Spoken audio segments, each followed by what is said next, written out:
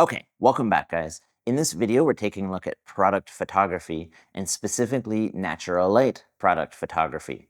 So we are set up in front of a window in my studio, and I have a nice little setup going here. I've got some apparel, I've got a hoodie laid out, I've got a folded hoodie, I've got a couple of hats, and then I've got my plant, which kind of breaks things up with color. I also have diffusion here on the window, so these are white shears. Now, you can get these shears at Walmart, Rona, Home Depot, any sort of place like that. And I do recommend it because it just softens the light. It's a nice layer of diffusion and just makes for nice soft light.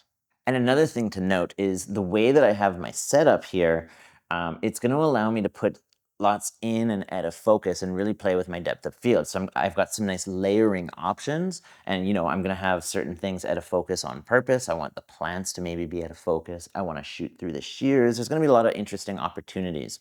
So let's take a couple shots and let's see what happens.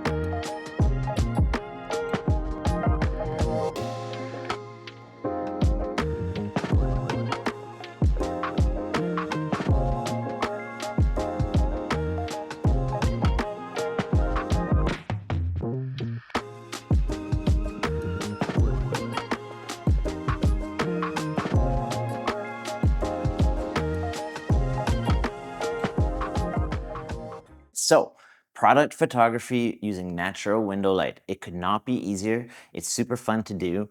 And the staging, it really does allow you to get creative. You can go online, you can look at all sorts of examples on Instagram, Pinterest, and see what some of the bigger brands are doing.